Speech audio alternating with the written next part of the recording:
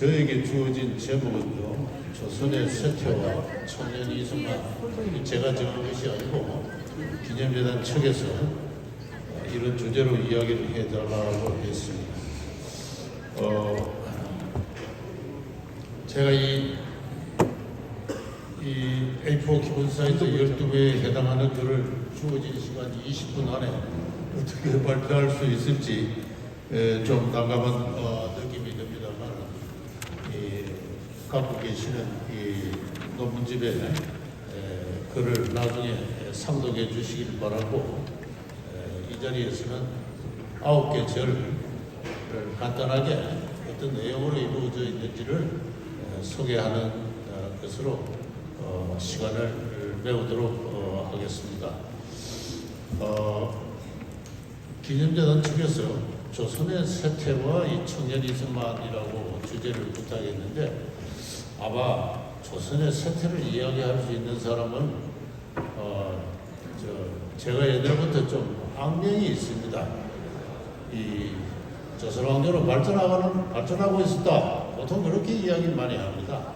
발전하고 있는 그 아름다운 나라에 사나운 도적대들이 쳐들어와서 우리가 아름답게 갖고 있는 정원을 짓밟았다. 보통 그렇게 한국의 역사학계는 19세기 말과 20세기 초에 우리 역사를 그렇게 이야기하고 있는데, 저는 오래전부터 그 좀 곤란한 이야기다, 잘못된 이야기다, 그런 주장을 많이 해왔습니다. 그래서 그 주장 덕분에 학계에 이단하다 이런 소리도 듣고 했는데요. 저는 조선 왕조는 17세기 이래로 쇠퇴하였다. 특히 19세기 들어와서 그 쇠퇴가 대단히 급박하였다, 이렇게 생각합니다. 이승만 대통령께서 청년 시절에 한성감옥에서 쓴 그 독립정신이라는 책이 있습니다. 제가 그 책을 읽고, 그 책은 참 매우 부끄럽게도 나이가 많이 들어서 읽었습니다만, 그 책을 읽으니까 조선 왕조가 어떻게 쇠퇴하고 있었는가 여실히 눈물겨운 수사로 펼쳐져 있습니다. 이승만은 독립정신에서 다음과 같이 이야기를 했습니다.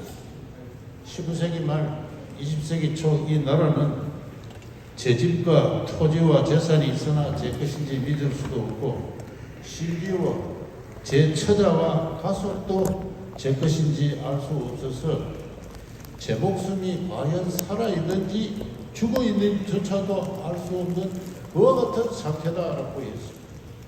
내가 살아서 숨을 쉬고 있으나 과연 살았는지 죽었는지조차 알 수 없는 가사 상태, 그것이 구한말의 우리의 실태였습니다. 저는 그것을 호스라는 영국의 정치 철학자가 그의 유명한 리바이아탈이라는 책에서 이야기한 만인에 대한 일이 국가 성립 이전의 야만 상태, 그런 것과 비슷하다, 그런 생각을 한 적이 있습니다. 제가 한 이야기 가지고 최정훈이라는 정치학자가 구한말의 신소설을 분석을 해서 그런 이야기를 했습니다. 관리가 한 3,000명의 관리가 있었는데, 내 3,000, 외 800에서 한 3,800명의 관리가 있었는데, 이 관리가 하는 일이라는 게 백성을 뜯어먹고 사는 거죠. 어떻게 해서 관리가 도적대가 되었느냐? 그게 구한말에 우리의 선조들이 가슴 아파서 망국 직전에 그 자신의 그 나라의 상태를 그렇게 표현을 했습니다. 왜 이렇게 되느냐 하는 문제. 그것을 이승만 대통령은 천년에 걸친 전대정치의 독한 폐단이 그렇게 만들었다. 그렇게 해서 우리 조선 사람들은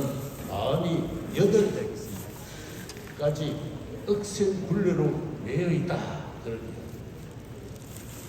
첫째는 양반과 쌍놈의 등분이요, 둘째는 제 뜻대로 생각하지 못하는 병폐요, 셋째는 노예처럼 관리들에게 복종하는 것이요, 넷째는 의리가 무엇인지 알지를 못하고, 다섯째는 마음에 사사로운 생각이 가득하고, 여섯째는 구섭에 찌들어 있고, 일곱째는 거짓말을 하는 학습이고, 여덟째는 세상이 이 계명된 이치를 알지 못한다. 특히 그 이승만 청년 이승만은 노예제가 아직도 존속하고 있는 당시의 현실을 가슴 아파했습니다. 천년에 걸친 전제정치의 독해라는 것이 청년 이승만이 그 독립정신이라는 책에서 강조한 한 가지 해답이라면은, 다른 한 가지 해답은 제가 조금 전에 말씀드린 대로 경제가 장기적으로 쇠퇴하고 있었다. 이것은 여러 가지 지표를 통해서 많이 증명되고 있습니다. 제가 그것을 여기서 일일이 다 소개할 수는 없는데요. 단위 토지당 생산성이 쭉 하락을 하는 그와 같은 지표가 개발이 되기도 하고, 16세기 말 이래 성인 남자의 평균 신장도 감소하고 있는 그와 같은 추세도 나타나고 있습니다. 특히 19세기가 되면 18세기 후반부터는 전국의 살림이 벌겋습니다. 폐쇄된 경제에서 인구가 증가하는 것은 암덩어리가 발생하는 것과 같습니다. 생태계가 파괴가 됐죠.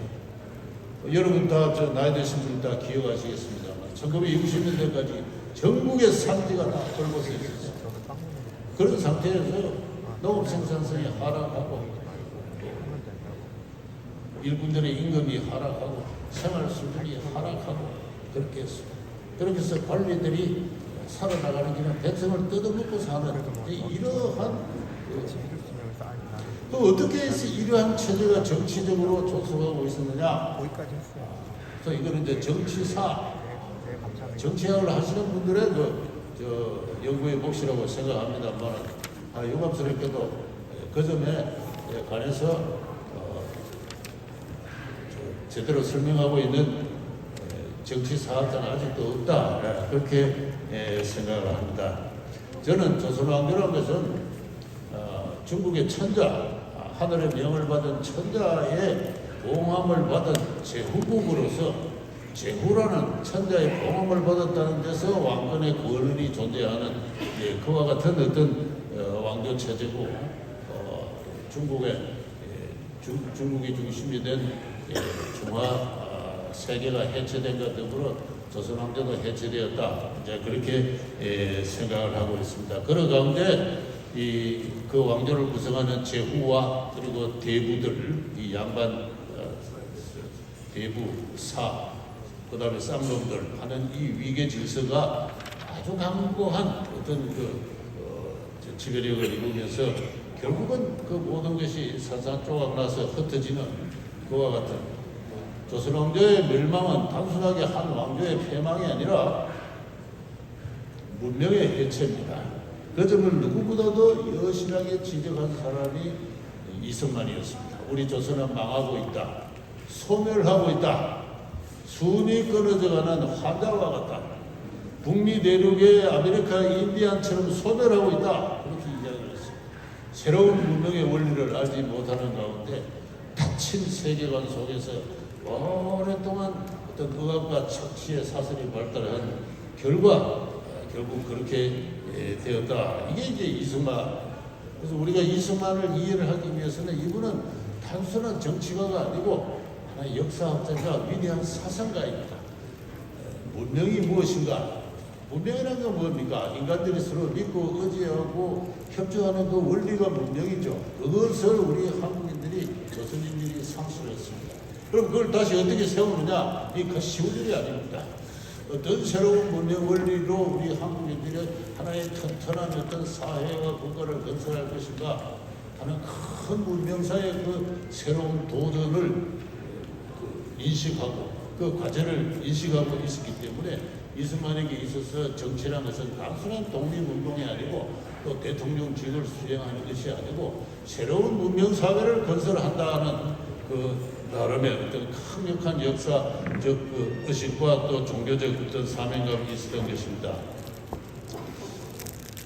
벌써 시간이 얼마 맞춰서 지나간 것 같은데 이승만을 이해하기 위해서는 이승만이 태어난 가계를 이해해야 되고 이승만이 성장한 서울이란 것을 이해를 해야 됩니다.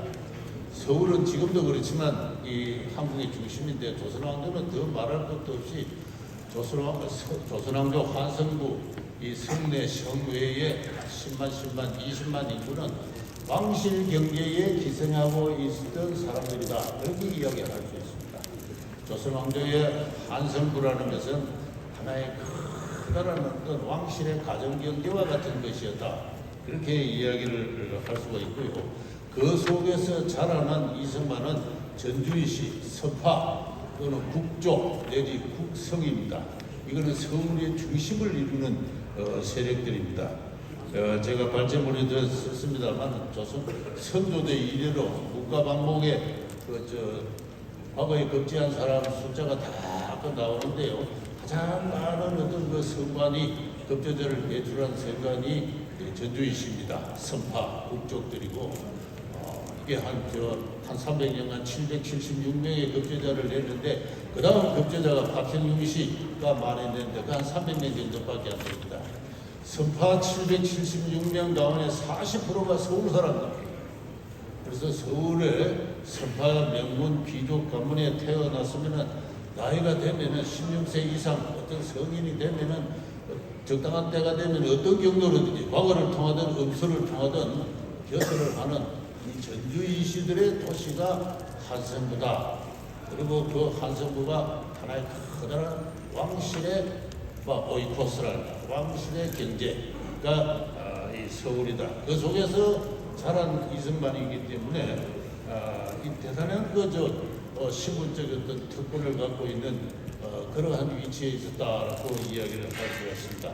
이승만의 개별 가문 자체는 대단히 합리한 6대 1위로 거슬이 없는 그런 집안이었습니다만 그러나 개별 가문의 경제적 처지나 정치적 지위가 문제가 아니라 조선왕조의 양반이라 하면 또 국족이라 하면 친족 단위로 그것이 형성되고 세습되는 그와 같은 집이었습니다.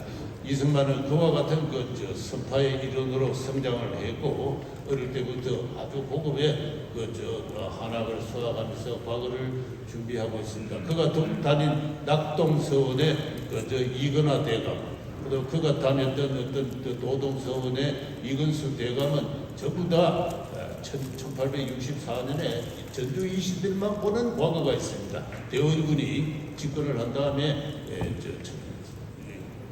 자기 가문을 육성한다고 전주이시들만 모아서 과거를 7년간 모았는데 그때 다 급제해서 대감으로까지 올라간 사람들입니다. 그러니까 서울의 핵심 가문의 교육을 받고 자라고 했습니다.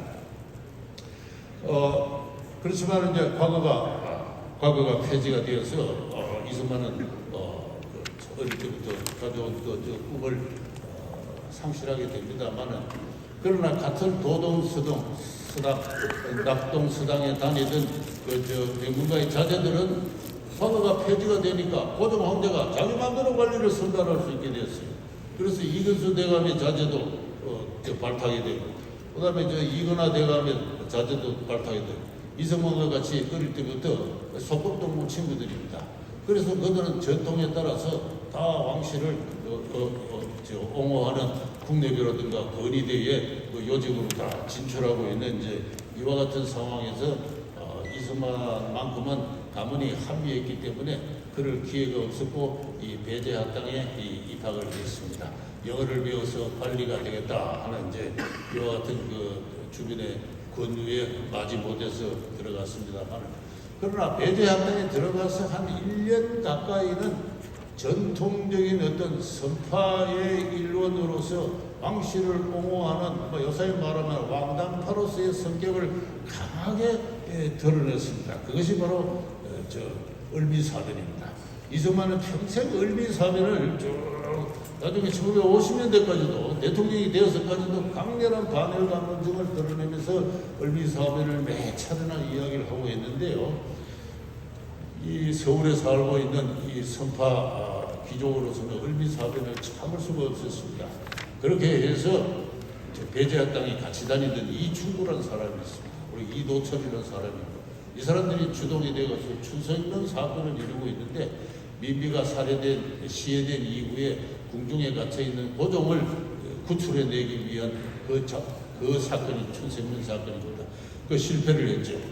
이충구는 이승만과 같이 배제학당에 다니면서 여자 선교사에 조선어 교사를 같이 하고 있었습니다. 이승만보다는 연배가 위였던 것 같아요.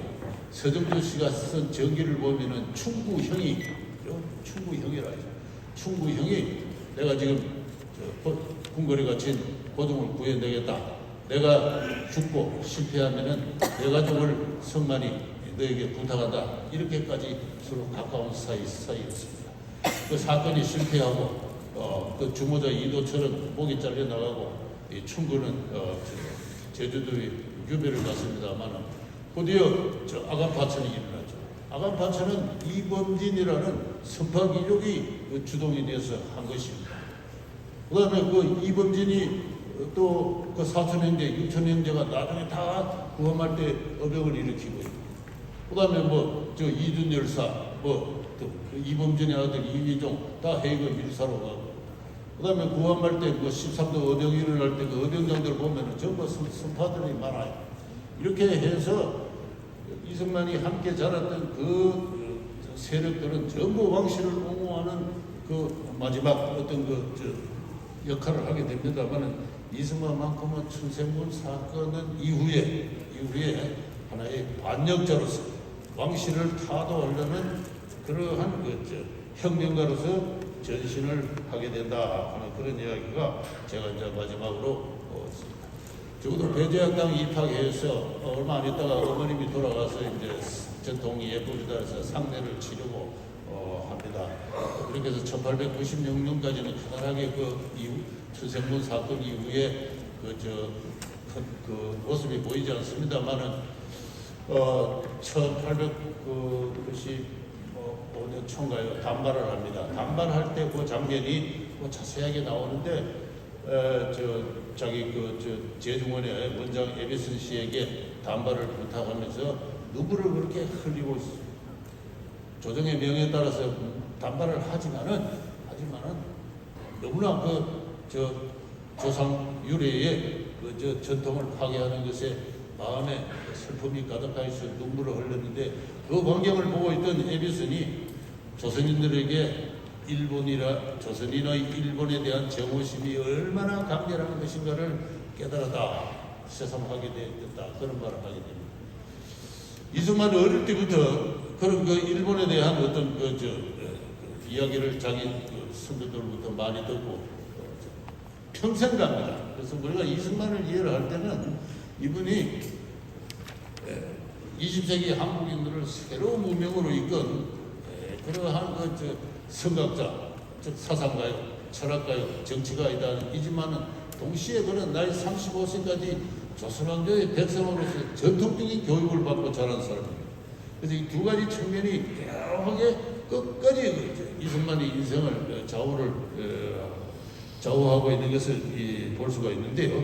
어쨌든 이분은 1896년 어느 경인가 에비슨 씨에게 내가 왕조를 타도하고 우리나라를 미국과 영국처럼 국민이 자유롭고 법에 의해서 보호를 받는 그런 공화국으로 만들겠다는 결심을 토로하고, 에비슨 씨는 당신이 이야기하는 그 말이 얼마나 거창한 말인지, 그 말을 실천하다가 얼마나 많은 피가 뿌려진 역사가 있는지 아느냐고 물었을 때 고귀한 사명을 수행하다가 어떠한 고난이 닥치더라도 나는 절기의 일을 감수하겠다 하면서 평생을 한 길로 갔습니다.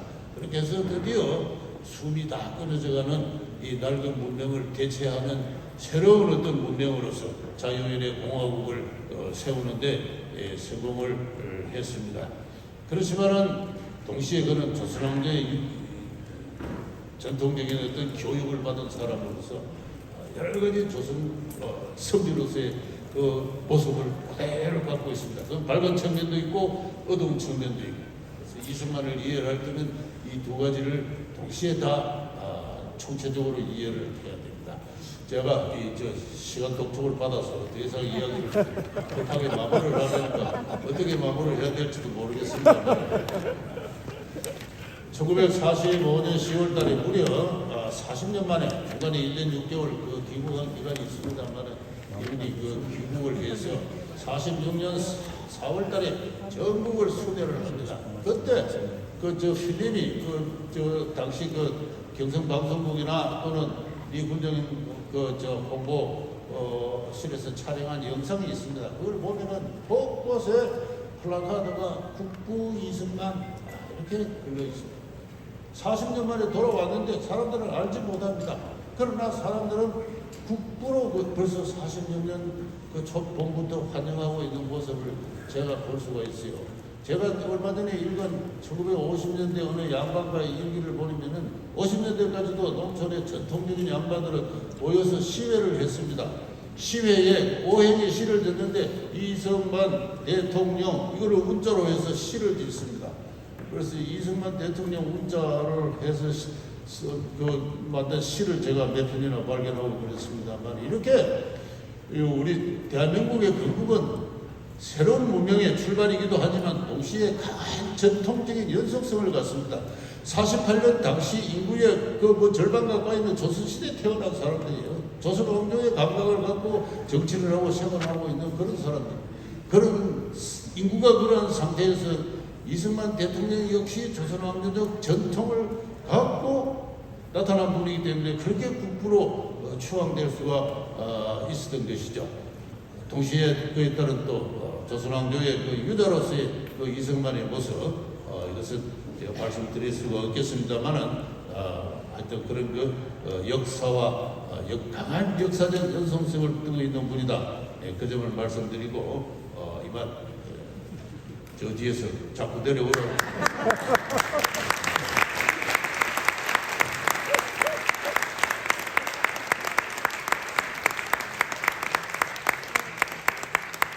문화 이승만 선양에 앞장서 주신 이영훈 교수님께 다시 한번 뜨거운 박수 부탁드립니다. 네, 두 번째 발표는 저희 이승만 재단의 학예연구위원장으로서 오늘 이 행사를 기획하고 구상해 주신 분입니다. 연세대 김병석 교수님께서 청일전쟁과 청년 이승만을 주제로 발표해 주시겠습니다. 큰 박수 부탁드립니다.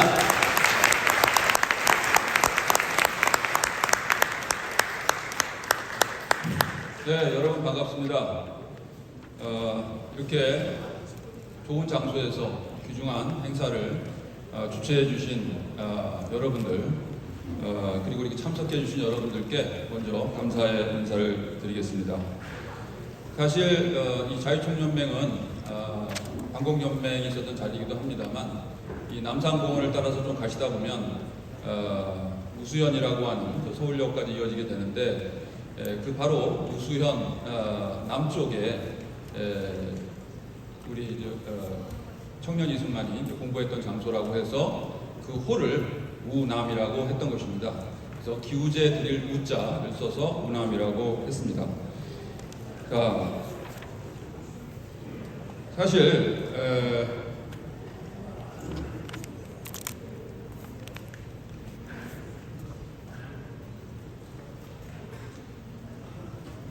오늘 특별히 청년 이승만이라고 하는 주제에 맞춰서 제가 그동안 연구해왔던 것 중에 일부를 말씀을 드리겠습니다. 저는 연세대학교 정치외교학과에 공직을 하고 있고 연세대학교 이승만 연구원에서 원장을 6년간 역임을 한 바가 있습니다. 우리가 우남 이승만 하면은 사실은 1960년 4.19 이후에 고착된 이미지를 가지고 노년 이승만을 기억하는 경향이 굉장히 강합니다.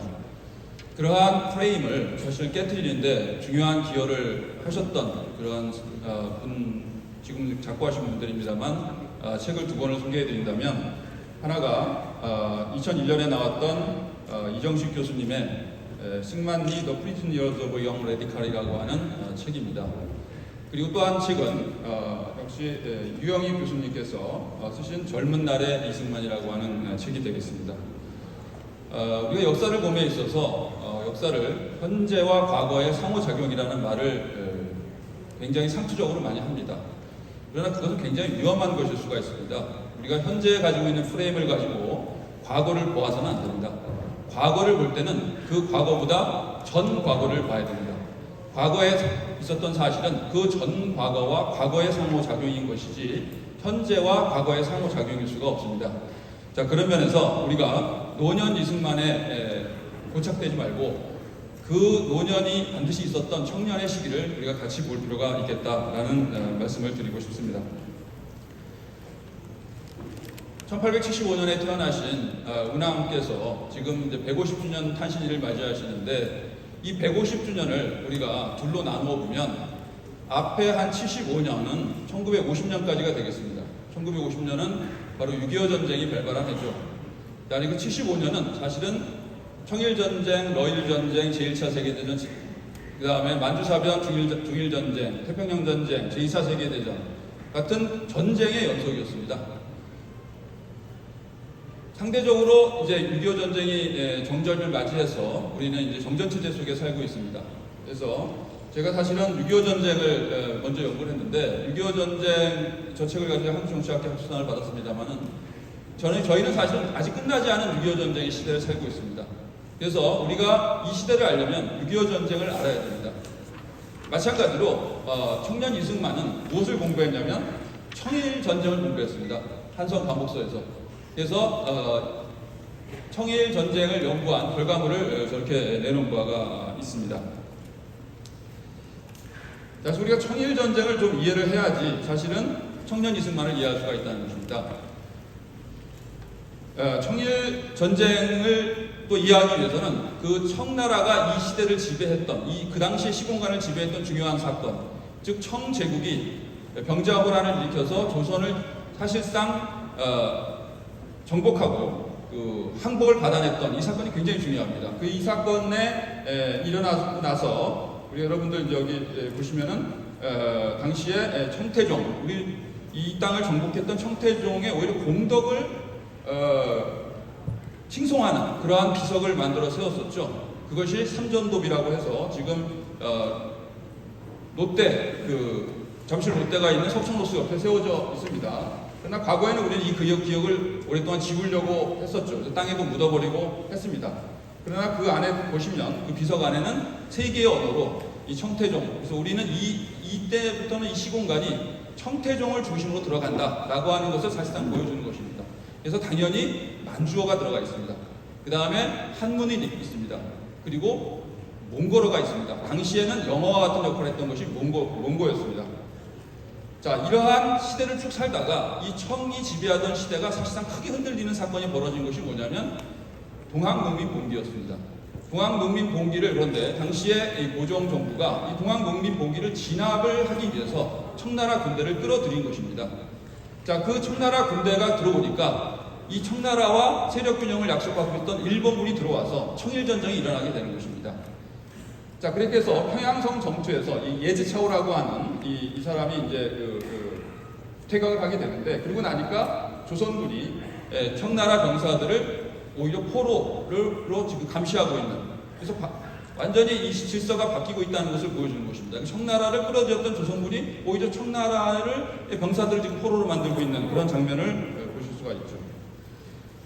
사실상 이 청일전쟁은 사실은 해전으로 시작해서 해전으로 끝난 전쟁이라고 할 수가 있습니다. 그래서 여기 보시면 지금 저기 풍도, 저 아산만 앞에 있는 풍도에서 시작이 돼서 압록강, 그 다음에 요동반도에 일본군이 상륙을 했고, 마지막에는 웨이하이라고 하는 곳에서 항복을 받아내는 건데, 여기에 지금 중화인민공화국 중국共産당은 엄청나게 큰 기념관을 세워놓고 있습니다. 그리고 수시로 인민해방군 해군들이 거기 가서 정훈교육을 받고 있는 것이죠. 그래서 사실상 일본에 대한 강한 적개심, 이런 것을 구시시키는 그러한 장소로 사용되고 있다고 볼 수가 있습니다.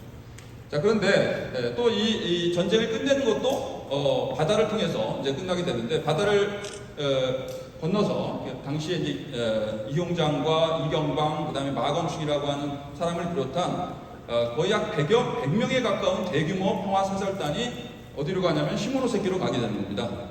그래서 시모노세키에 가시면 지금도 이게 지금 제가 얼마 전에 찍은 사진인데 저 오른쪽에 왼쪽에 옛날 사진이고 지금 사진인데 여기가 이제 일청 전쟁 기념관이라고 해서 당시의 상황을 잘 보존하고 있습니다.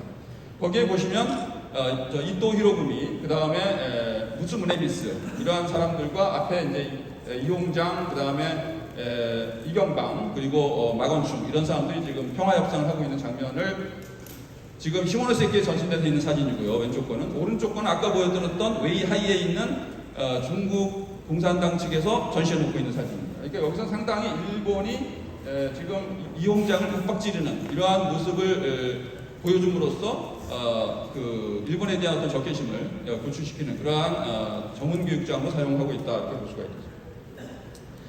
자, 이 시모노세키 조약의 제1관이 뭐였냐?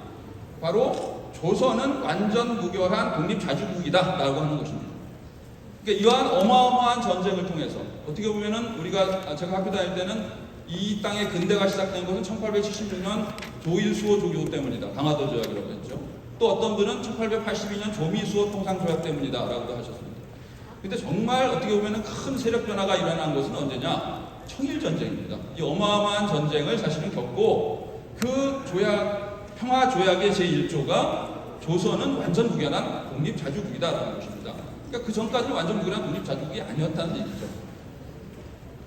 자, 그 결과 이 독립문이 세워지게 됩니다. 여러분도 아시다시피 서대문에 지금 있습니다. 자, 이 사건이 이 청년 이승만에게 어마어마한 영향을 미치게 된다는 것입니다.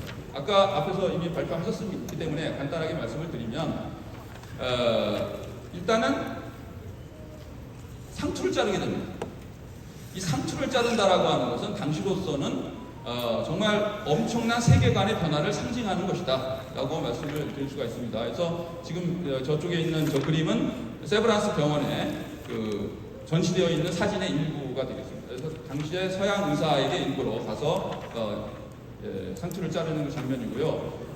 이 오른쪽의 청나라는 아직까지도 변발을 자르지 않고 있는 상황입니다. 이 시대는. 그러니까 저 변발하고 있고 여성들은 전적을 하고 있고 이렇게 가고 있는 시대에서 그 상투를 짜는 것이다. 그것은 어떤 그 새로운 세계관을 상징하는 것이다. 이렇게 볼 수가 있습니다. 자, 아까 다시 들어가서 또 하나가 뭐냐면 청일전쟁의 결과 없어진 게 과거제가 없어지게 됩니다. 그래서 아까 말씀드렸던 그 우수연 남쪽에 있는 도동서당에서 사서상경을 공부하면서 출세를 지향했던 청년 이승만에게 더 이상 그런 기회는 주어지지 않습니다. 이제 과거제 자체가 없어져 버리기 때문에. 그렇기 때문에 새로운 교육기관에 가서 공부를 해야 되는데 그것이 미국 선교사가 세웠던 배제학당이었다라고 하는 것이죠. 자, 그 배제학당에서 처음에는 그냥 영어나 좀 배울까 해서 갔습니다. 그래서 가서 최풀을 듣는데 이 최풀에 대해서 굉장히 비판적이에요. 이승만. 그리고 그런데 정치적 자유를 배웠다. 이렇게 썼습니다. 자기 그 회고록에. 그리고 여기 있는 동안에 이제 그 이런 신체시를 썼습니다. 저 최초의 신체시가 최남선의 해에게서 소년에게로 잘못 알려져 있습니다. 그러나 사실은 이승만의 이 시가, 이 고목가라는 시가 최초의 신체시다라고 하는 것입니다. 자, 이러한 변화 속에서 아까 뭐 말씀이 있었습니다만 그 엄청난 고목한 그러한 그 감옥에 이제 들어가게 되죠. 그래서 역대 우리 대한민국 대통령들을 보면은 많은 분들이 사실 감옥에 갔습니다. 그래서 유명한 말이 있어요. 세상을 바꾸려고 하는 자는 감옥에 간다. 이런 말이 있을 정도로 사실은 잘 보십시오. 사실은 많은 분들이 감옥에 가셨다. 감옥 대통령이 된 다음에 가시기도 하고 대통령 임기 중에 가신 분도 생겼고 여러 분들이 있습니다. 그러나 어쨌든 감옥에 가서 이승만은 완전히 변하게 되게 됩니다. 여기서 중요한 게 뭐냐면 두 가지 절망에 빠집니다. 하나는 죽을지 모른다. 죽음의 공포가 엄습해오는 거죠. 두 번째는 이 나라가 도저히 희망이 없다. 라고 하는 이중적 절망 상태에 빠졌다는 것입니다. 자, 그런 상황에서 이제까지는 그냥 이 개신교, 기독교를 하나의 그냥 이용하려고 했는데 그게 아니라 정말 이 개신 기독교를 자기의 세계관으로 받아들이는 거예요. 요새는 기독교 그러면 상당히 좀 이렇게 비판적으로만 보려고 하는 새로운 경향이 생겼는데 이건 있는 그대로 받아들여야 됩니다. 그래서 우리가 서양에 있어서 그 독립국가들이 많이 늘어나게 되는 그 시대를 그 웨스트팔리아의 시대라고 하는데 그 웨스트팔리아가 만들어지게 되는 계기가 뭐냐면 종교개혁이에요. 종교개혁이라는 것이 카톨릭 중심의 교황 중심의 하나의 그 이론적 체제를 여러 개로 쪼개놓는 겁니다. 종교개혁이. 자, 그것이 개신기독교의 기본 사상이거든요. 이거를 받아들이는 거예요, 이분이. 그래가지고 여기서 보시면은 이제 청년 이승만이 감옥에서 봤던 영어 성경입니다. 이 영어 성경이 연세대학교에 지금 보존되어 있습니다만 이 성경을 직접 그때 감옥에서 읽었던 여러 개의 성경 중에 한 권입니다. 이것이 그대로 남아 있고요.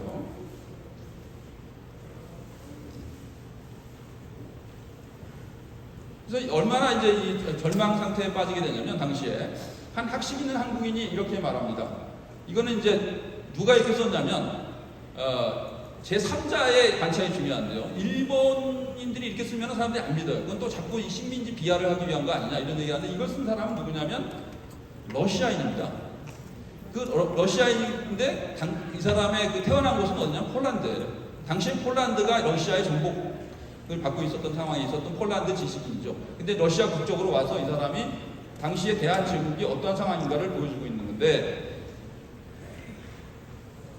아주 뛰어난 장인들이 있다는 겁니다. 정말 손재주 좋다는 거예요, 한국인들이. 근데 그 사람들이 마지막 뭐냐면 다른 사람에게도 같은 작품이 생길 것을 시기하는 그러한 선비, 산업공상의 사들이 이 사람을 그냥 바깥으로 나가지 못하게 하고 감금시키는 걸 감금노동을 시킨다는 거예요. 그러니까 이러한 상황에서 바로 옛날에 장인들이 다 사라져 버렸거나 아니면 일본으로 도망친 거다. 그래서 여러분들은 임진왜란 때 도공이 많이 잡혀가가지고 일본에 그 한국인 기술이 많이 유출됐다라고 알고 계십니다만 사실은 이런 측면도 있다는 거예요.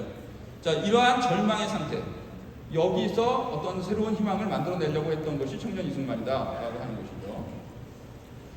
그래서 당시에 기성세대 여기 청년 세대에 많이 와 계신데 그 당시에 이 청년 이승만도 기성세대에 대해서 저희 학생들이 저한테도 상당히 이런 생각을 하겠죠.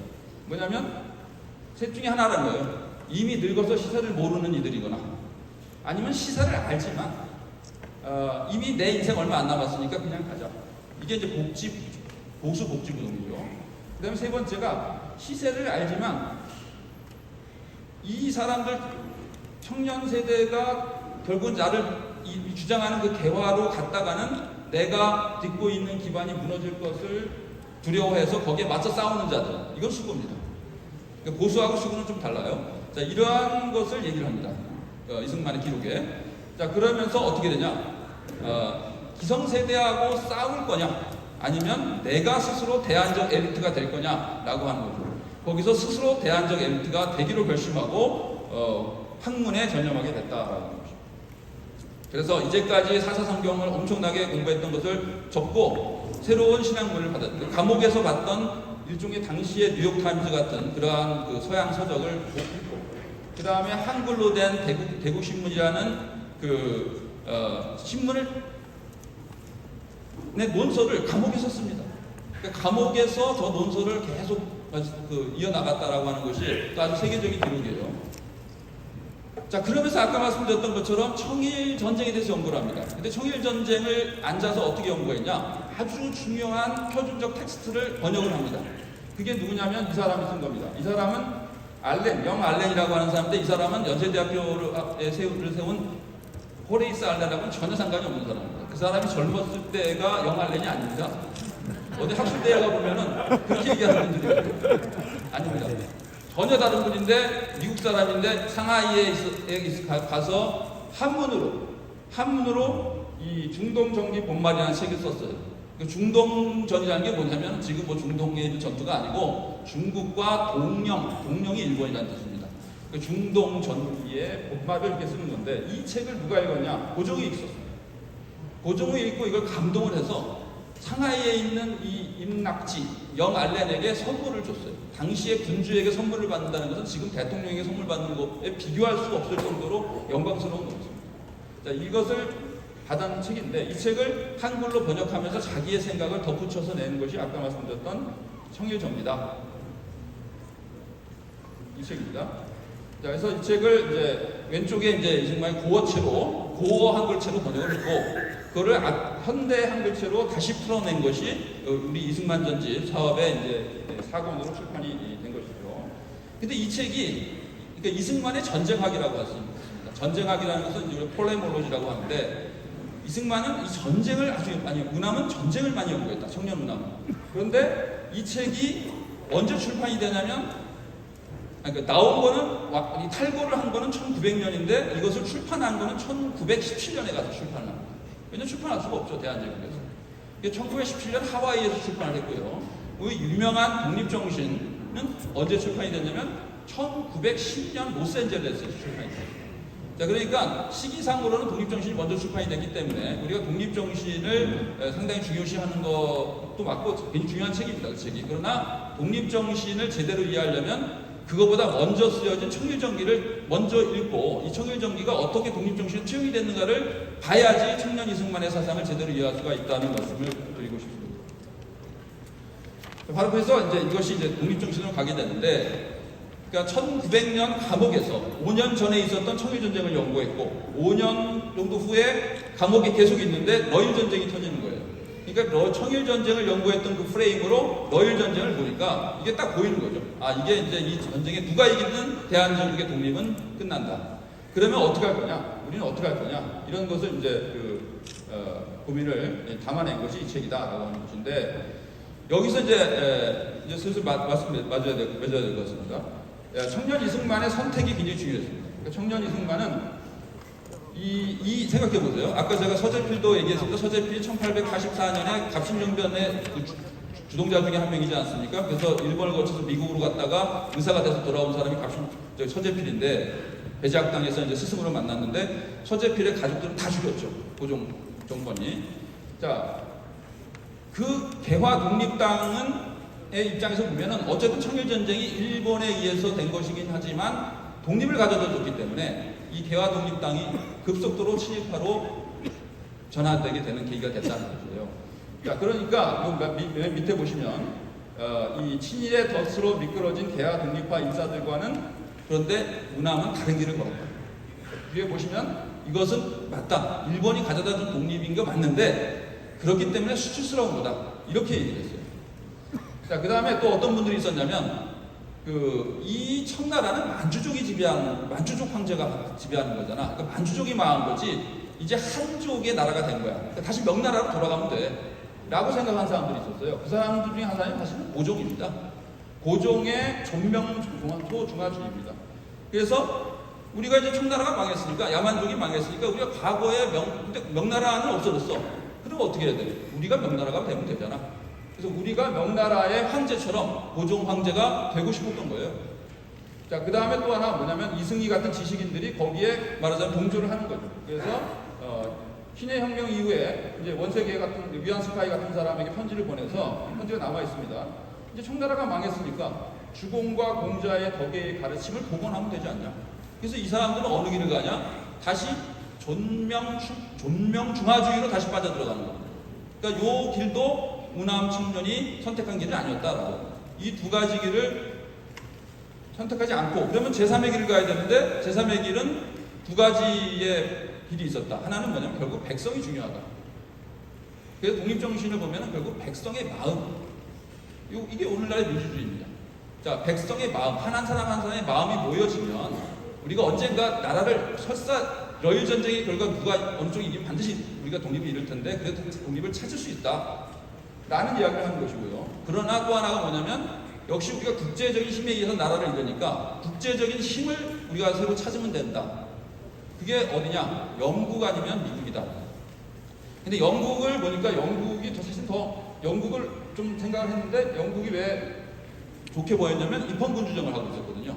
그래서 상당히 의미 있게 봤는데, 영국이 1902년에 일본하고 이미 영일 동맹을 체결하고 있습니다. 그러니까 영국은 대안이 될 수가 없는 것이고, 역시 미국이 이승만에게 보기에는 그 대안이 될 수밖에 없었다. 이렇게 이제 볼 수가 있습니다. 그래서 이 청년 운함이 여권을 발급받았습니다. 이 운함 청년의 여권을 발급받고 대한제국 밀사로 미국에 파견이 되는 그런 장면이죠. 그래서 이제 떠나는 장면입니다. 그리고 와서 1904년에 미국에 도착해서 5년에 시어도어 루즈벨트 대통령을 만났어요. 제가 여기 들어오다 보니까 이 동상에 너무나 이제 제가 경례를 하고 들어왔습니다. 옆에 동상에. 근데 동상 옆에 연보 비석이 있어요. 연보 비석이 있는데 그 연보 비석을 보니까 1910년 프리스턴 대학교의 박사학위, 그 다음에 1910년 시어도어 루즈벨트 면담 이렇게 돼 있더라고요. 그러니까 아닙니다. 1905년입니다. 1905년에 시어도어 루즈벨트를 만났습니다. 자, 만나가지고 시어도어 루즈벨트가 그러면 공식으로 외교 공문을 접수를 해라 이렇게 얘기하니까 옆에 있는 사람이죠. 이 아까 이 김윤정, 이 사람이 대한제국공사입니다. 대한제국의 공식 외교관이에요. 이 사람한테 가서, 이 사람이 어디입니까? 여기 있습니다. 보내자. 시어도어 루즈벨트가 어쨌든 뭐 이미 카스라 대부터 미락이 체결됐다는 건 몰랐죠. 이분은. 어쨌든 보내라고 하니까 보내는 봐야 되지 않겠냐. 그랬더니 김윤정 이 외교관이 안 보내요. 그래서 이 대한제국공사관 지금 워싱턴에 가면 있습니다만 거기를 나오면서 오남이 그 김윤정의 아들 둘에게 너희들 아버지가 지금 얼마나 중요한 결정을 했는지 나중에 알게 될 거다. 그 말을 남기고 여기를 나옵니다. 그러니까 대한제국공사가 우리가 다시 구매하느라고 어마어마한 돈을 주었어요. 국민 세금으로. 그럼 바로 이러한 스토리가 여기 전시되어 있어야 될까요? 말아야 될까요? 당연히 없습니다. 지금은. 그러니까 그러한 것들은 이승만과 관련된 거는 뭔가 체계적으로 전시를 안 하고 있는 것이 지금 우리의 현실이다. 저는 그런 말씀을 드리고 싶고요. 자, 그래서 어떻게 합니까? 이제 공식 외교는 안 되는 거죠. 왜냐하면 대한제국공사가 외교관조차가 협조를 안 하니까요. 자, 그래서 공공외교의 길을 가게 됩니다. 미국은 민주주의 국가니까 이 미국의 퍼블릭들한테 가가지고 호소를 하자. 그러면 그 사람들이 국회의원들을 움직일 거 아니냐. 상원의원, 하원의원을 움직일 거 아니냐. 그러면 우리의 목소리가 미국 의회에 반영이 될 거 아니냐. 라는 생각을 해서 미국 유학 중에 계속해서 연설을 하고 다녀요. 그래서 연설을 하면서 돈도 받아요. 그걸로 학비도 보충하고 이렇게 하면서 한 200번 이상의 영어 연설을 했습니다. 그래서 저희가 다 그걸 조사를 또 했습니다. 저희 연구실에서.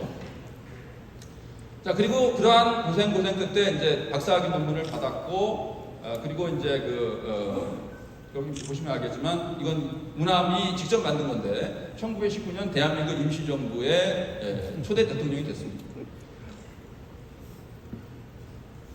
제가 마지막으로 이제 말씀드리고 싶은 것은 이 청년 이승만이 오늘날의 청년들에게 하고 싶은 말이 뭘까 이런 생각을 해봅니다. 그것은 역시 두 가지가 아닌가 생각이 듭니다. 하나는 뭐냐면 다시는 종의 멍에를 매지 마라. 다시는 종의 멍에를 매지 마라. 거기서 멍에는 청나라의 멍에, 러시아의 멍에, 그 다음에 일본의 멍에입니다. 이것을 다시는 매지 마라. 그 다음에 또 하나가 뭐냐면 그래서 우리가 그러기 위해서 대한민국 독립정부를 1948년에 수립을 했는데 우리는 1948년을 잘 기억을 안 해요. 자, 그런데 왜 그렇게 됐냐면 우남도 사실은 1948년을 조금은 아쉽게 생각했기 때문입니다. 그래서 적극적으로 기념을 안 했어요. 1948년은. 왜? 반쪽만이었기 때문에. 우리가 대한민국 헌법에서 얘기하고 있는 한반도 영토를 완전히 축복한 상태에서의 독립국가가 아니었기 때문에 거기에 대해서 적극적으로 기념을 안 했던 것입니다. 자, 그래서 지금은 남겨진 것은 뭐냐? 나머지 반쪽에 대해서 우리 대한민국 헌법이 명하고 있는 우리가 맨날 헌법재판 얘기하잖아요. 그 헌법에서 뭐라고 하냐면 자유민주적 기본질서에 입각한 평화적 통일을 하라고 되어 있습니다. 그러니까 헌법이 바뀌기 전까지는 그것을 하지 않으면 그것은 탄핵재판이 되는 거죠. 그게 국회의원이 됐던 뭐 대통령이 됐든. 자, 그러니까 아마 지금 청년들에게도 주는 마지막 메시지가 바로 이것이 아닐까 그런 말씀을 드리면서 부족한 발표를 마치도록 하겠습니다. 경청해 주셔서 감사합니다.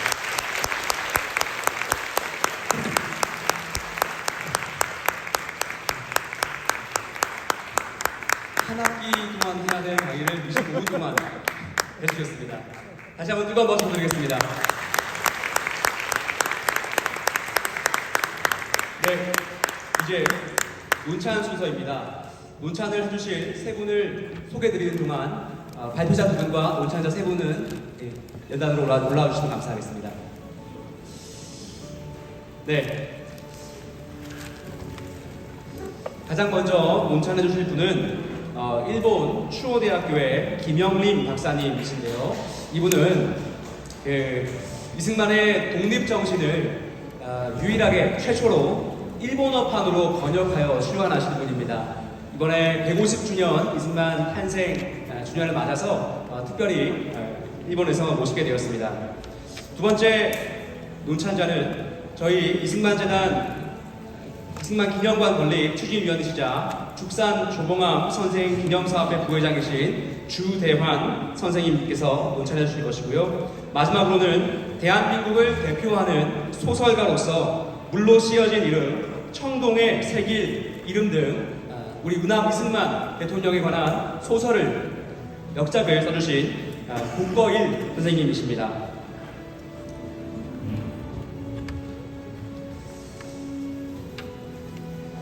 네. 그럼 먼저 김영림 박사님 논찬을 부탁드립니다. 논찬 시간은 10분입니다. 없애주시면 감사하겠습니다.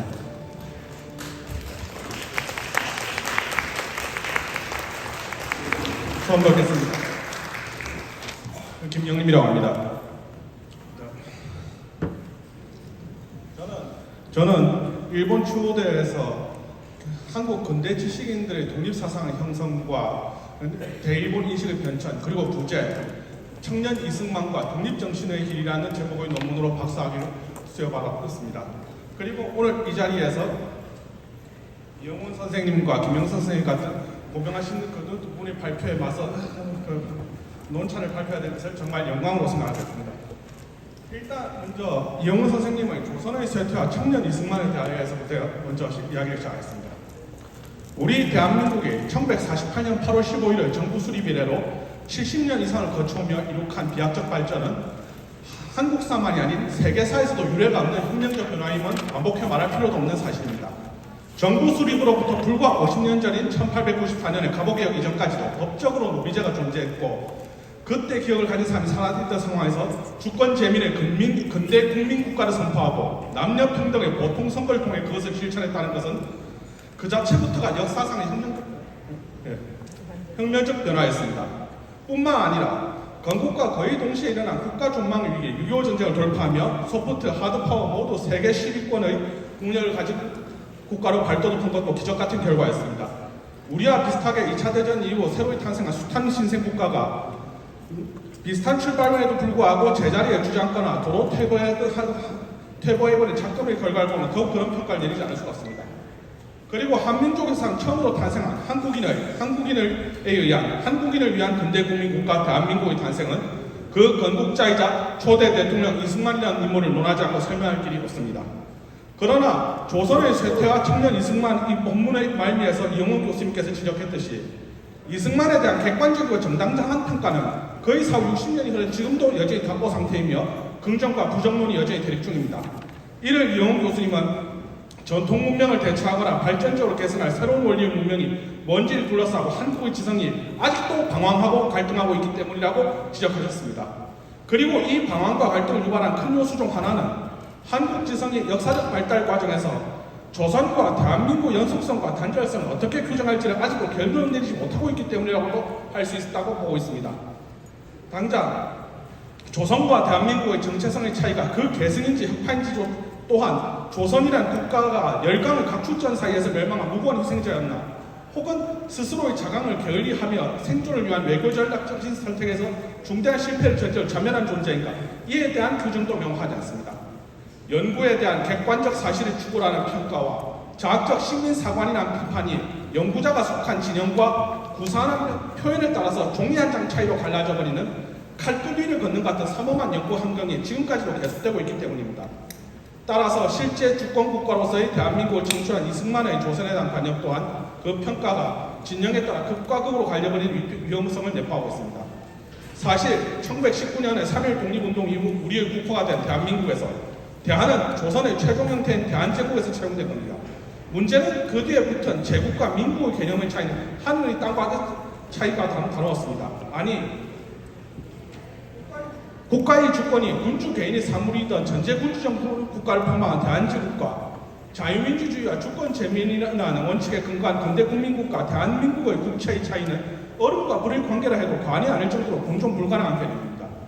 그리고 그 대한민국을 창출한 이승만은 대한제국의 시대하에서는 이영훈 교수님 표현대로 혁명가이자 반역자일 수밖에 없었습니다. 유럽과 미국의 근대혁명, 일본의 근대화를 보며 고무돼서 전제 군주정의 대한제국을 서구식 입헌 정치에 기반한 국민국가로 변혁하고자 했던 이승만은 실제로 그에 걸맞는 탄압과 고초를 일제강점기가 시작되기도 전에 겪었습니다. 이는 또한 그와 같이 혹은 그보다 먼저 근대국가를 지향한 당시의 청년 개화파들에게도 공통적으로 부과된 가혹한 운명이었습니다. 그런데 이영훈 교수님께서 지적한 한국 지성의 방황과 활동이 정리되지 않는 이 상황에서는 이들의 혁명적이자 진보적인 열망조차 외세에 경도돼서 열강의 각 수전 사이에 무고하게 희생된 조선의 멸망을 가속한 행태로서 비화될 수 있습니다. 실제로 다수 개화파 지식인들이 한일 합방 이후 일본의 강점이란 실존적 현실에 굴복하고 일본 식민지 체제하의 근대화에 적응하며 주저앉은 것은 저런 극단적 비하를 합리화할 수 있는 근거를 마련해내고 있습니다. 그러나 여기서부터 이승만이 가진 특수성, 유니크함이 빛납니다. 이승만은 식민지 체제에 대해 수능이 아닌 맹렬한 저항을 선택했기 때문입니다. 이승만은 한일 합방 이전부터 거의져서 독립정신을 통해 식민지 상태에서 강제로 이식된 근대화를 향유하는 것은 결국은 사정이 조금 나은 노예 상태에 불과하다고 갈파한 바가 있습니다. 또한 일제의 본격적인 지식인과 종교인에 대한 탄압이었던 백오인 사건 1912년을 그것을 피해 이승만이 미국을 망명하면서 이승만의 반역을 대성한 전제군주정의 대한제국에서 외세이자 압제자 대일본 제국으로 바뀌게 되었습니다. 독립정신의 제2차 발간 1917년 한 서문에서 이승만은 과거 대한민국도 자유와 독립사상을 백성들에게 전파하는 걸 금지했고 지금 일본 식민정부도 한국 인민들이 자유독립이라는 말을 듣는 것조차 금지하고 있다고 비판하면서 대한제국의 전제군주정에 이어서 일본의 식민통치체제에 대해서도 싸울 것을 명시하였습니다. 그리하여 이승만은 30년간의 망명생활과 투쟁 끝에 자유와 독립을 부과하는 지금의 근대 국민국가 대한민국을 창출하는 데 성공했던 것입니다. 이승만은 어찌하여 다른 다수의 교화 사상가들과 달리 일제에 굴복하지 않고 자주 독립된 근대 국민국가의 창출에 일생을 걸 수 있었을까? 이것은 역설적으로 이승만 스스로가 자국의 역사와 자국의 민중, 이른바 백성들에 대해서 방황하고 갈등하지 않는 확고한 믿음을 가지고 있었다는 것에 주목해야 할 것입니다. 이승만은 저서 독립정신의 대한의 독립내력이라는 장을 통해 조국의 역대 왕조들이 강대한 외세와 뼈싸워서 생존하고 번영한 역사를 설명했습니다. 여기서 이승만은 우리가 때로는 외교술로, 때로는 투쟁을 통해 주권을 지켜왔다면서 우리 역사에 대해 단군 이래 거의 5,000년을 이어온 당당한 독립강국이라는 내셔널리즘적인 확신을 갖고 있었습니다. 그러한 이승만에게 있어 식민체제에 의한 타율적 근대화에 안온이 적응한 이유는 만무했습니다.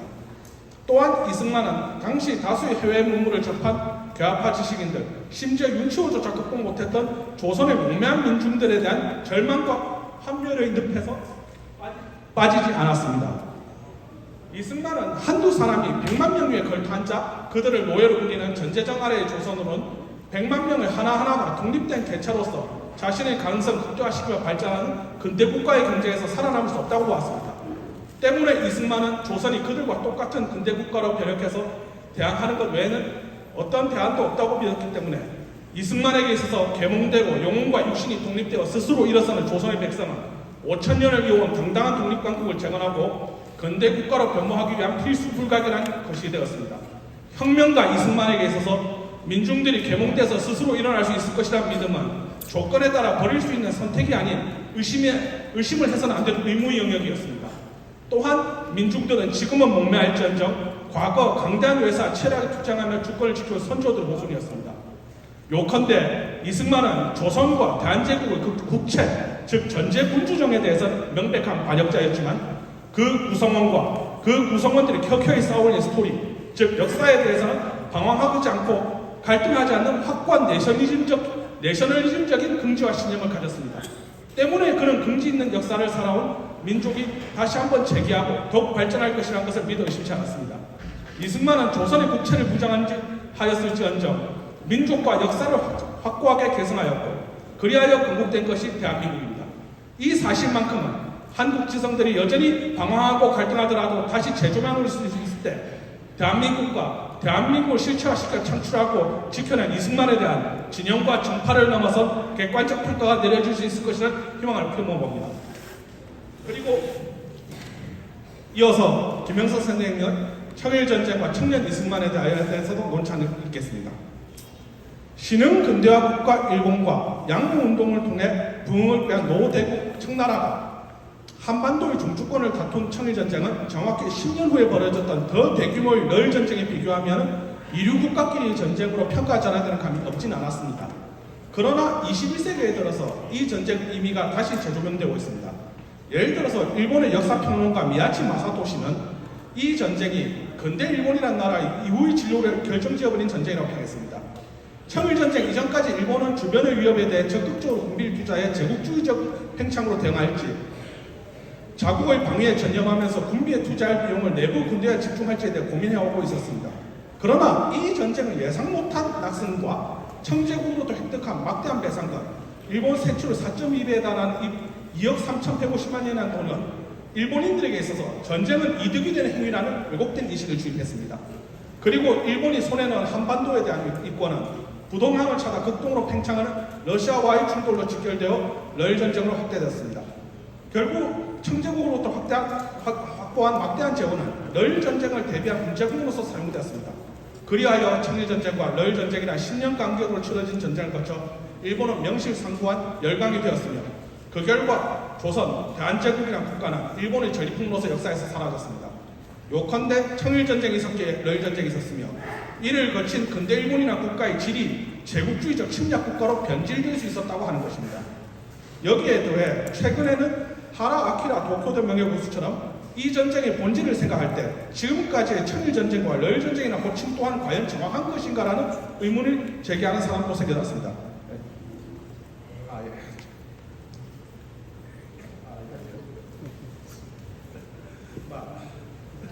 죄송합니다. 이거 분량이 생각보다 길어져서 마무리 부탁받아가서 일단 여기서 조금은 더 길어진 게 있었지만 간단하게 마무리를 하자면은 이 청일전쟁과 러일전쟁에 대해서 방금 얘기한 하라 아케라 교수의 경우에는 이것을 사실상 전쟁이 벌어진 장소와 이 전쟁의 목적이 뭐였는지를 생각한다면 전쟁이 벌어진 장소도 한반도와 그 주변이었으면 목적은 한반도를 차지하는 것이 있었기 때문에 청일전쟁과 러일전쟁 모두 제1차 한국전쟁 혹은 제2차 한국전쟁을 불러야 되는 게 아닌가라고 학설을 제창했습니다. 사실상 이것이 우리의 전쟁이기도 하다는 이야기인데 이것에 대해서 김명서 선생님께서도 지적했듯이 이승만은 이미 그 당대에 이것이 우리의 전쟁이기도 하다는 걸 인식했었습니다. 그래서 한청일 삼국전쟁이라고도 청일전기에서 묘사를 하였죠. 그런데 이승만은 여기서 더 나간 것이 무엇이냐면 이것이 단순히 우리의 운명을 결정지은 전쟁이 아닌 우리가 원래 주도했어야 했을 전쟁이었다는 사고방식을 가졌다는 것입니다. 이승만은 독립전시 후기에서 사실 청일전쟁, 러일전쟁은 한청전쟁, 한러전쟁이 되었어야 했다. 이 전쟁의 주체가 우리가 되었어야지 우리가 독립을 유지할 수 있을지 모른다라고 갈판 바가 있습니다. 이런 오목한 역사적 인식이 있었기 때문에 이승만은 후대 제3차 한국전쟁이라 할 수 있는 6.25 전쟁에서도 결코 시위에 전쟁 주체로서의 대한민국 입장을 대내적으로 강인하게 표시시키면서도 대한민국의 의지가 약소국이라는 이유로 강대국들에 의해 함부로 배제되는 것 결코 시위 용납하지 않았습니다. 그 결과 무대에 걸친 혜택과 번영을 초석으로 이어진 안전보장조약까지 이끌었습니다. 이는 저 청일전쟁과 러일전쟁에서 조국이 방관적으로 주저앉다 국권을 잃은 경험을 두 번 다시 반복하지 않겠다는 이승만 본인의 현실의식 및 그것을 축복하겠다는 각오가 그때까지 초지 일관되게 적용되었던 결과는 아니었을까라는 생각을 하면서 이 두 분의 논찬에 대해서 마무리 짓겠습니다. 감사합니다.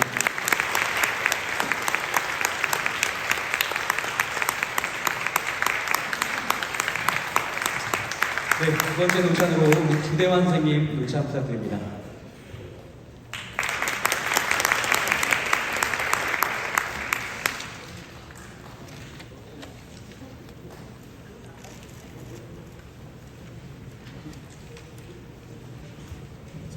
네,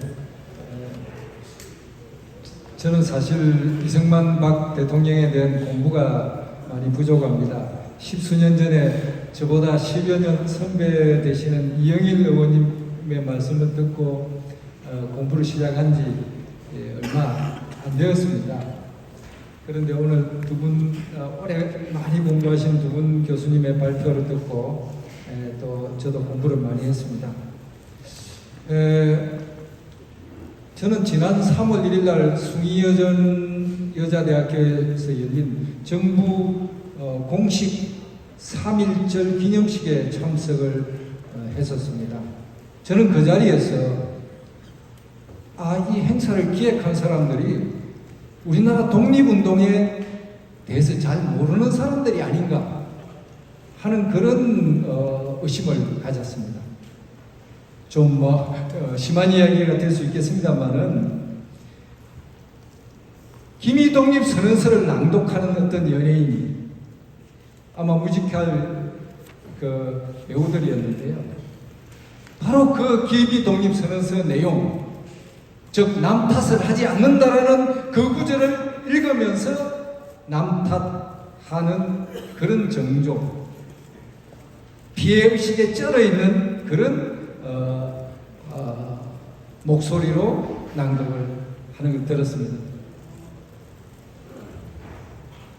축가를 부르는데 친구야 외로워도 힘을 내라, 내가 너의 편이 되어줄게, 우쭈쭈 하는 그런 분위기였습니다. 독립정신을 찾기 어려웠고 조선인으로의 퇴행하는 모습들을 저는 보았습니다. 이른바 86세대의 이 모습들을 거기서도 저는 보았습니다.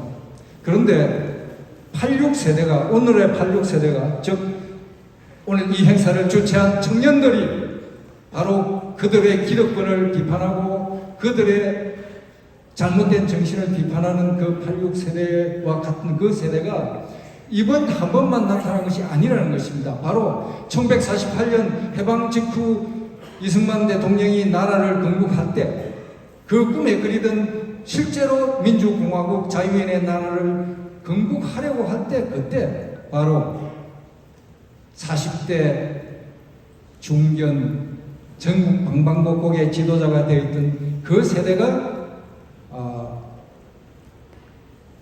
우리나라 독립운동의 기본 개념과 기본 노선을 잘 모르거나 잊어버린 세대였다는 것입니다. 저는 그래서 이승만 대통령에 대해서 여러 가지 개인적인 호불호가 있을 수 있고 감정이 있을 수 있습니다만, 이승만 대통령의 이 어떤 맥락, 역사적 큰 맥락 속에서 위치하는가 하는 것을 먼저 밝히는 것이 중요하다고 생각을 합니다. 저는 그것이 이승만 대통령이 우리가 잘 알다시피 또 두 분 교수님이 오늘 말씀해 주셨듯이 굉장히 뛰어난 인재였기 때문이기도 하지만, 바로 그가 20대 청년기를 보낸 시기가 우리나라 독립운동의 기본 노선과 기본 개념이 정립된 시대였다라는 사실로부터 기인한다고 생각을 합니다. 아까 말씀해 주셨듯이 독립협회가 만들어지고 또 만민공동회가 열리고, 그 만민공동회에서 연설을 하고 대중을 이끌고 시를 조직하면서 대중가의 일체감을 느끼면서 청년 이승만은 바로 자신의 사명과 자신의 자아를 확립하지 않았나, 그런 생각이 듭니다. 친미의 민주공화국을 세워서, 물론 그 당시에는 아직 고종 황제가 있었기 때문에 노골적으로 민주공화국을 바로 이야기하지는 않았지만, 이미 서재필 박사를 비롯하여 또 이상재 선생과 바로 그 만민공동회를 사회를 봤던 이상재 선생과 이런 분들의 마음속에는 이미 왕이 없는 나라도 있구나, 그리고 아무리 큰 중국 바로 옆에 있다고 하더라도 모든 국민이 주인이 되어서, 모든 국민이 왕이 되어서 나라를 지킨다면 능히 독립할 수 있다. 천년의 번속국이라는 그 천년의 굴레로부터 벗어날 수 있다 하는 그런 독립운동의 기본 노선을 그때 세우고 자유인의 나라 민주공화국의 꿈을 갖기 시작한 것이 아닌가.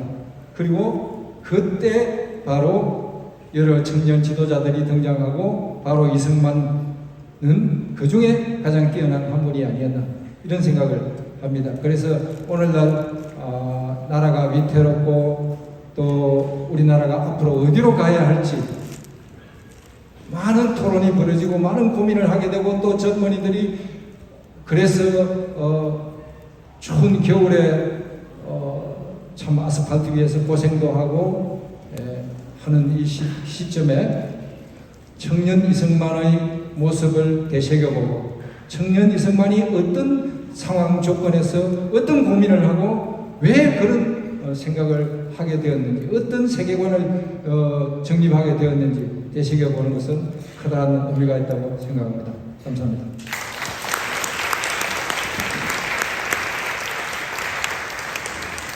감사합니다. 마지막 논찬자는 복거일 선생님이십니다. 부탁드리겠습니다.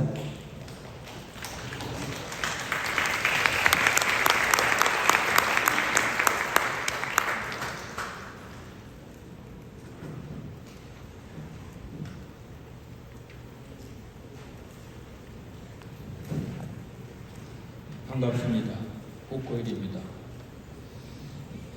주제가 실제 인물의 지적인 편력이니까 이영훈 교수와 김명숙 교수 두 분이 발표한 논문들은 결이 같습니다.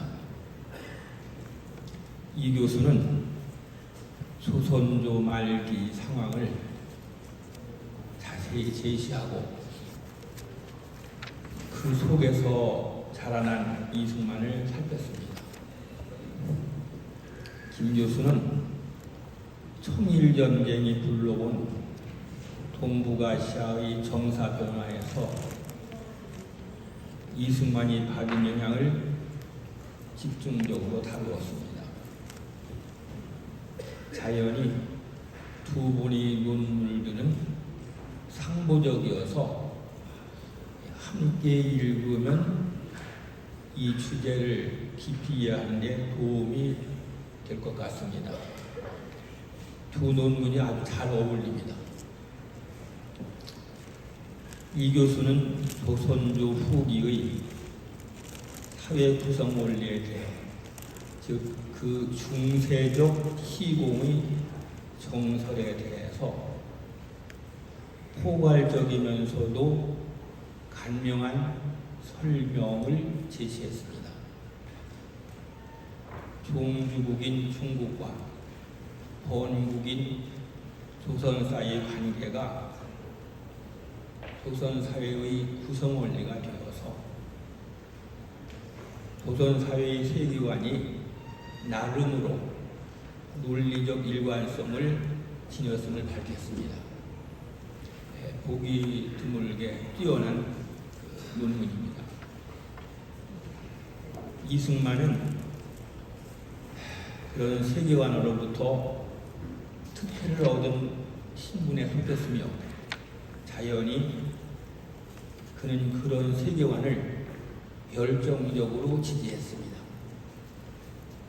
그가 대대학당에서 배운 외대 지식으로 그 굳은 세계관을 깨뜨렸고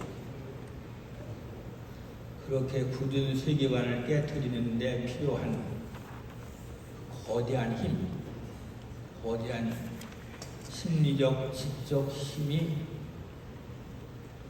관성을 얻어가지고 그가 태어난 시공에서 성큼 벗어나서 근대의 자유주의자가 되었다. 이 교수의 설명에서는 그런 심리적 드라마를 읽어낼 수 있습니다.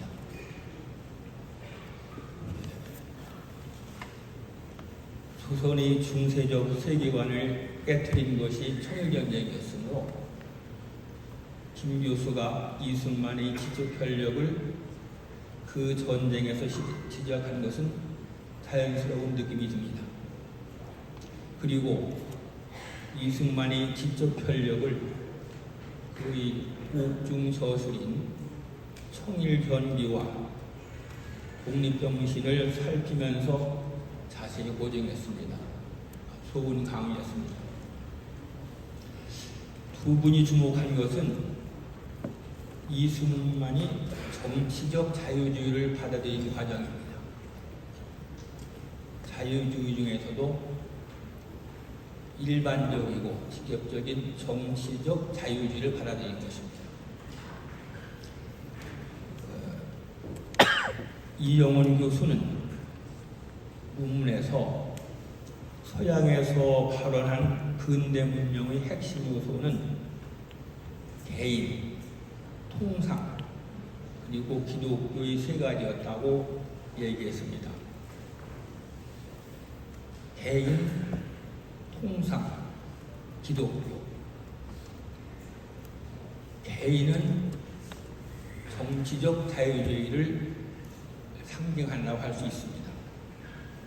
통상은 경제적 자유주의, 즉 시장 경제를 떠받치는 이념을 상징한다고 할 수 있습니다. 기독교는 종교적 또는 철학적 자유주의라고 할 수 있습니다.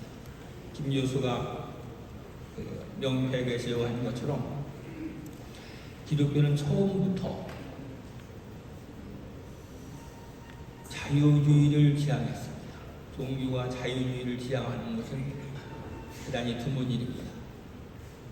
그것은 기독교가 오랜 세월 자라난 유대주의에서 벗어나서 나름으로 개혁한 종교이기 때문에 그렇습니다.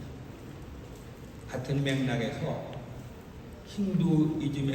힌두교에서 발원한 불교가 힌두교와 달리 본질적으로 자유주의적인 데서 비슷한 사례를 살필 수가 있습니다. 그리고 개신교는 다시 굳어진 기독교의 틀을 깨고서 새로운 자유주의적인 면을 갖추었습니다. 따라서 이 셋을 관철하는 것은 자유주의인데 각기 다른 측면들을 상징합니다.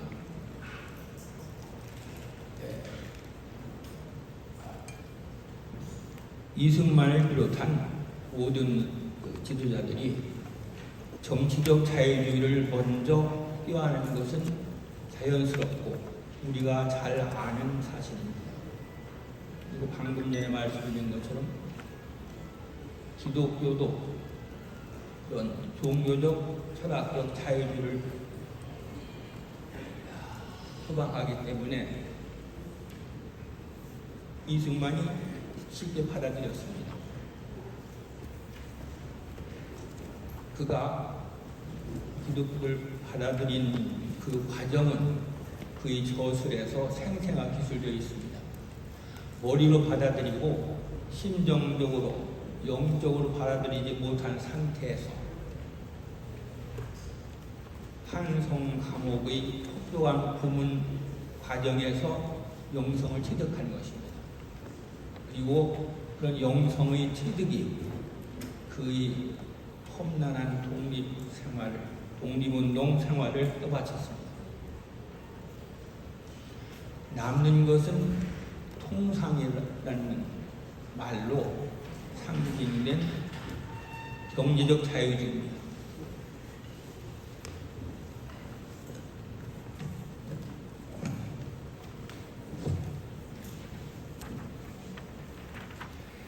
이승만이 언제 어떻게 해서 경제적 자유주의를 받아들여서 철저한 시장 경제의 신봉자가 됐는지는 아직 연구된 바가 없습니다. 제 나름으로 연구를 했지만 기록이 없습니다. 있을 법하지 않은 변신이 나오는 것입니다. 그가 경제적 자유주의자의 면모를 처음 드러낸 것은 1945년 샌프란시스코에서 유엔 창립총회가 열렸을 때 얄타 회담에 조선을 러시아에 넘기려는 위력이 있었다고 폭로해서 세계를 놀라게 한 뒤 워싱턴으로 돌아오는 길에 로스앤젤레스에서 대한민주당을 창설했을 때입니다. 그 정당의 강령을 보면은 경제적 자유주의가 확고하게 나옵니다. 그런 경제적 자유주의를 표방한 정당은 당시 중정에 있던 대한민국 임시정부의 강령과 다릅니다. 조소왕 선생이 기초한 대한민국 건국장령은 전국의 토지와 대생산기관의 국유를 근본적 지침으로 삼았습니다. 명령경제, 사회주의 경제를 표방한 대한민국 임시정부의 초대 대통령이고 외교를 맡은 분인데 이분은 시장경제를 내세웠습니다.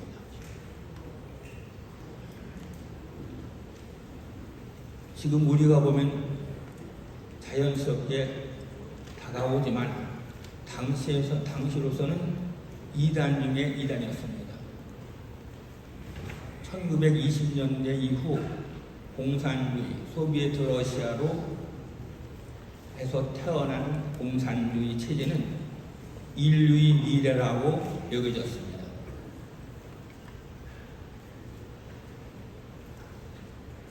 그리고 그 뒤로 대공황이 일어나서 1929년에 시작된 대공황으로 자본주의는 이미 수명이 다했다는 것이 증명되었다고 모두 인식했을 때입니다.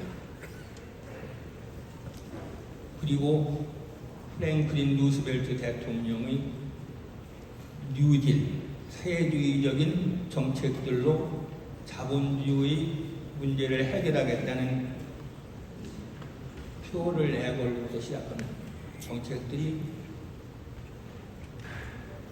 상당한 성과를 얻고 거의 모든 사람들이 이것이 정말로 옳은 경제정책이라고 여겼을 때 이승만 혼자 경제적 자유주의가 된 것입니다. 시장경제, 마켓 이카노미라는 말이 생기기 5년 전에 경제적 시장경제의 신동자가 태어난 것입니다. 저는 이것이 이승만을 이해하는 일에서 가장 큰 난제, 미스터리라고 생각합니다. 아무도 이 문제에 대해서 답을 얻을 만한 연구를 한 적이 없습니다. 우리가 이승만을 이해하고 이승만이 우리 대한민국에 큰 업적을 세운 것을 이해하려면 그가 어떻게 시장경제라는 말이 나오기 전에 시장경제의 신동자가 되어서 둘레의 반대를 무릅쓰고 혼자서 시장경제의 바탕을 놓았는가 하는 물음에 답해야 합니다. 그때 비로소 우리는 이승만이라는 위대한 인물, 이미 알려진 것만으로도 충분히 위대한 인물의 또 다른 차원이 모습을 드러내는 걸 볼 수 있을 겁니다. 오늘 그러니까 저쪽에 젊은 세대들이 많이 왔습니다. 이제는 젊은 연구자들이 이 문제를 가지고 새로운 시각에서 새로운 열정으로 연구를 시작하게 된다고. 그래야 비로소 우리가 이승만을 이해하는 그의 업적을 줄이는 단초가 나올 수 있다고 생각합니다. 젊은 연구자들이 분발을 기대합니다. 감사합니다.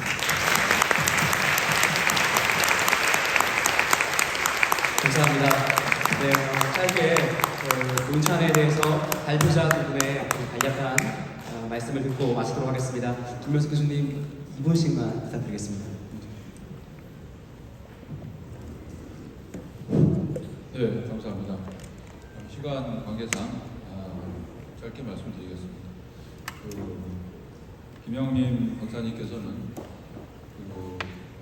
번역의 제국이라고 하는 일본에서 아직까지 번역되지 않은 운남의 독립정신을 일본어로 번역하시는 과정에서 그 텍스트를 잘 분석을 하셨고, 무엇보다도 이 청일전쟁과 러일전쟁 시기에 관련된 또 논문도 발표하신 바가 있기 때문에 그 시기를 살았던 그 운남이 가졌던 그 정신이 결국 1950년, 1950년, 그러니까 75년이 되는 해죠.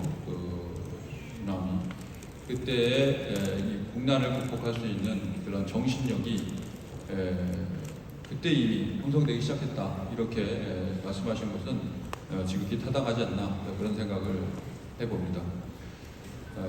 그리고 주대한 선생님께서 말씀하신 것 중에 1920년대 생들이 1940년대에 이제 40대가 되어서 그때 1920년대 청년 세대가 1940년대 해방을 맞이해서 건국 세대가 되어서 사실은 엄청나게 많은 혼란을 만들어냈다. 뭐 이런 이제 말씀을 하셨습니다.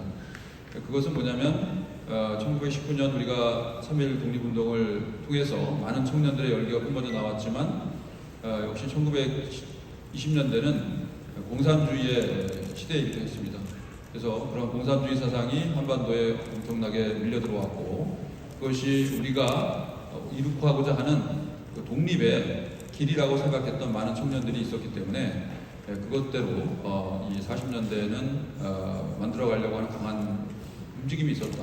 그것이 거대한 어떤 충돌로 이어졌고, 그것을 결국 극복하고 어떻게 보면 굉장히 어렵게 대한민국이 탄생할 수 있었던 것은 역시 또 운남의 그러한 독립정신이 있었기에 가능했다는 그런 말씀에 저도 깊이 공감하는 바입니다. 네, 마지막으로 복고일 선생님께서 도대체 운남이 어떻게 경제적인 자유주의를 그렇게까지 고수할 수가 있었겠는가. 많은 사람들이 특히 여러분들 보시면 인도라든가 이런 나라들 보면은 그 당시에 제3의 길, 사회주의, 공산주의 이런 것이 제국주의, 자본주의가 발전한 제국주의에 맞서기 위해서는 더 바람직한 길이라고 생각을 했고, 설사 공산주의는 아니더라도 사회민주주의 정도의 길로 가야 되는 거 아니냐, 이러한 것이 상당히 많은 영향력을 발휘하던 시대에 어떻게 일찍부터 경제적 민주주의를 채택할 수 있었는가라는 이제 질문을 던지셨는데, 아마 그것은 젊은 연구자들에게 맡겨주신 아까 화두라고 생각이 들고요.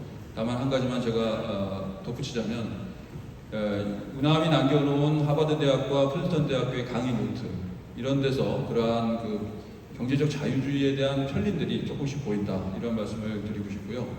무엇보다도 하와이에 가시면은 그 수카마토가 있습니다. 그 수카마토라는 것은 동지 식상회사를 설립해서 우리가 남에게 자꾸 이 독립자금을 달라고만 하지 말고 우리가 독립자금을 만들어보자라고 하는 차원에서 사업을 하셨죠. 그런데 그 사업은 이제 실패한 사업가가 되셨습니다. 운남이. 오히려 실패한 사업가가 되는 과정에서 이 경쟁, 이 수시라는 것이 얼마나 잘 만들어야지 이게 납품이 될 수 있구나 하는 그러한 경제적 자유 사상을 몸으로 체험하는 계기가 하와이의 수카모토라는 것이 보여주고 있는 것이 아닌가, 저는 그런 생각이 들고요. 그것이 이제 45년 해방 이후에 나라를 만들 때 우리가 이런 경쟁 원리에 입각한 경제적 자유주의의 틀에서 우리 나라를 세워야 된다라는 강한 의지로 이어진 것이 아닌가, 그런 말씀을 드리겠습니다. 네, 감사합니다.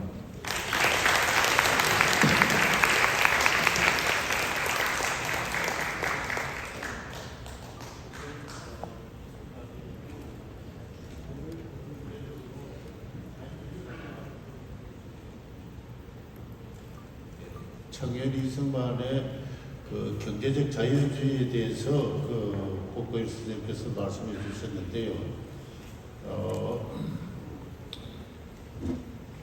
그 독립정신을 읽어보면은 뭐 저는 전공이 경제학입니다만은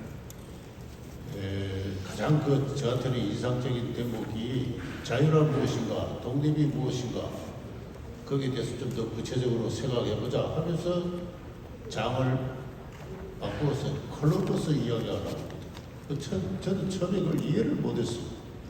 정치적 자유와 통상이 무슨 관계가 있는가?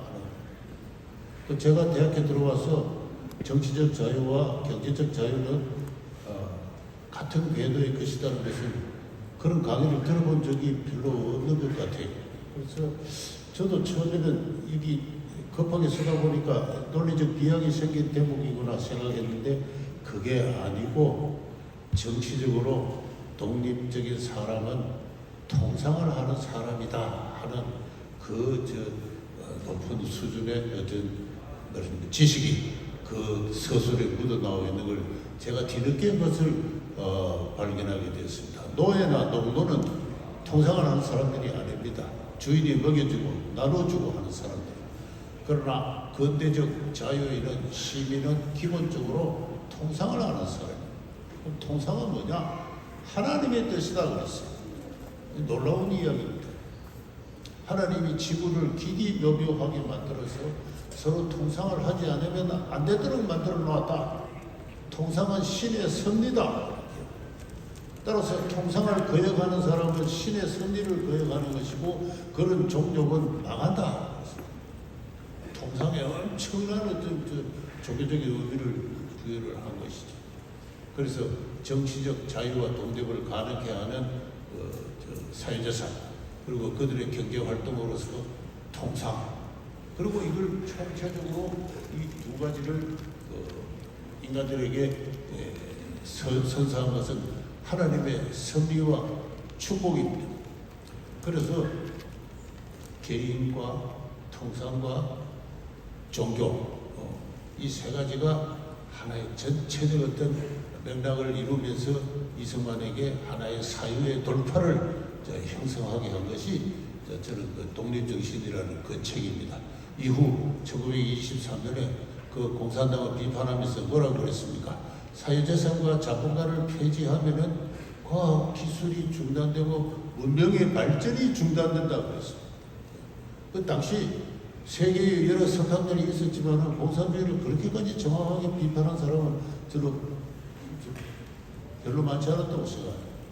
그저 뭐 1920년 초에 사회주의 계산 논쟁이 벌어지고 어쩌고 저쩌고 할 시절에 문명의 발전이 중단된다 그랬습니다. 그런데 이승만 대통령이 과연 경제적 자유주의자냐, 이제 표현을 정확한 그 워딩으로서 경제적 자유주의자냐 하게 되면 이제 여기서부터는 많은 또 논란과 보완이 있어야 된다고. 제가 말하는 것은 서양 근대에서 발생한 근대 문명을 고전적인 수준에서 단순히 정치적으로 경제적으로 이야기한 것이 아니라 종교적으로까지 이해한 그런 분으로서 근대 문명의 총체적 이해자로서 제가 그 통상을 강조했지.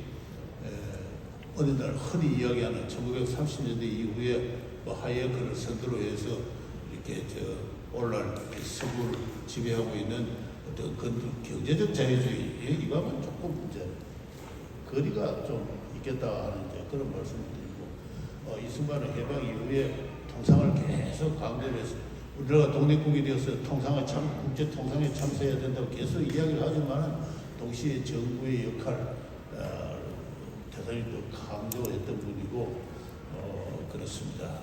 그래서 해방 이후에 제2차 헌법 개정 때 이 시장 경제를 도입하는 것은 뭐 이승만 대통령이 적극적으로 그와 같은 지향을 갖고 있었던 것도 사실이지만은 동시에 그렇게 하지 않으면 안 될 수밖에 없는 그 미국으로부터의 강한 압력도 있었고 그렇습니다. 그래서 이승만 대통령을 경제 정책에 있어서 경제적 자유주의자였느냐 이야기하면은 거기는 조금 더 토론해볼 여지가 많다 이렇게 생각합니다.